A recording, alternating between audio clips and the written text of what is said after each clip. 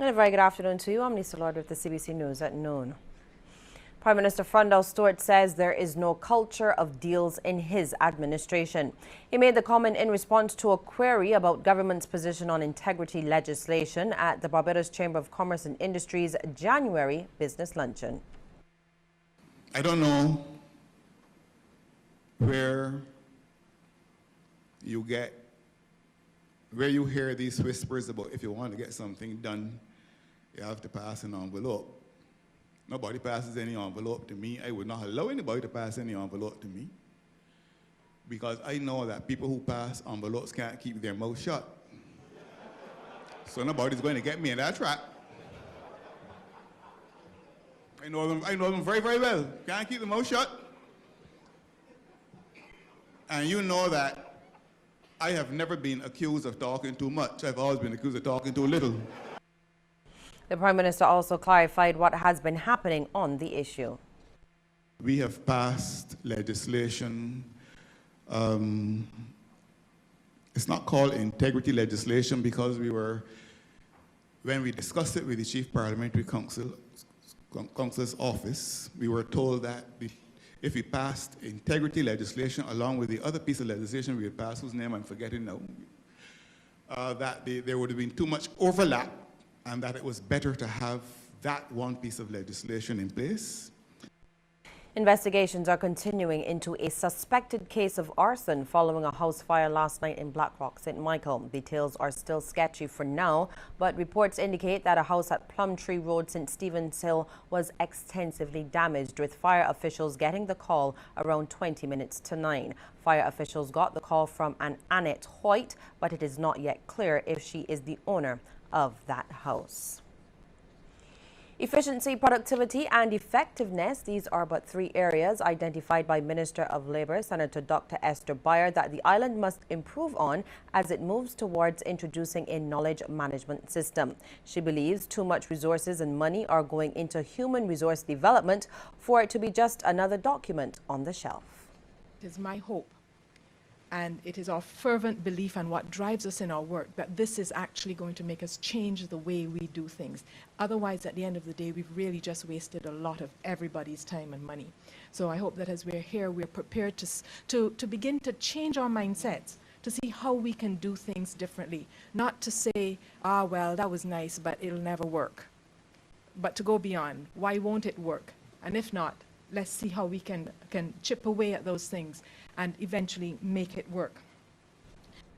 Well, if you want to create jobs, there must be greater focus on implementation of science and technology. That assertion from the Dean of the Faculty of Science and Technology at the University of the West Indies Cave campus, Dr. Colin Depperdine. He says that's why his faculty has launched an outreach program dubbed Creative Spaces, starting with a seminar this morning at the campus for primary school teachers. Dr. Depperdine explains it's an effort to help teachers show students how the application of science can be relevant in today's job market.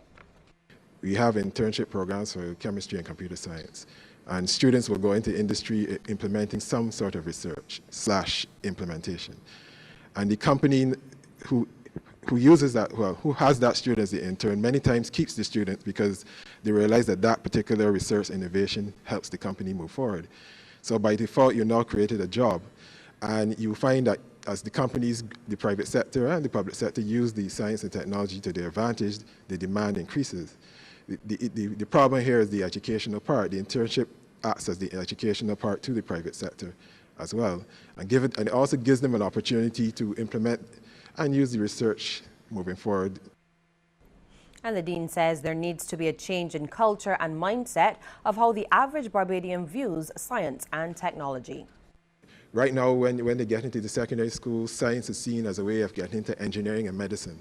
It's not seen as anything else. And so you get them into that culture, but at the same time, you also work with the private sector and the secondary schools, et cetera, to get them ready for this influx of students. You can't wait till they get there and then throw it at everyone else. So everything has to work in parallel.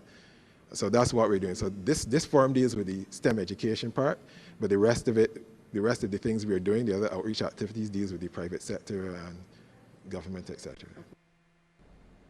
Barbados is committed to maintaining its strong relationship with Cuba. This from Acting Foreign Affairs Minister Steve Blackett. He was speaking at a reception at Lime Grove, marking the 56th anniversary of the Cuban Revolution. The occasion was also used to commemorate the 162nd anniversary of the birth of national hero Jose Marti. Barbados sees Cuba as an integral partner in the community of Caribbean nations and will always support its recognition as a member of our Caribbean family. In this regard, we are happy to note that the CARICOM Cuba Summit, recently held in Havana, Cuba, sometime in December last year, was a resounding success, and Barbados anticipates increased cooperation with Cuba emanating from the summit in several areas, including disaster management, the Regional School for the Arts in Jamaica, and the Center for Special Needs Children in Guyana. And Cuba's ambassador to Barbados, Francisco Fernandez Pena, says Cubans have always drawn inspiration from heroes like Jose Marti, who also talked about the importance of the region. They were not against people, against the causes, the negative causes.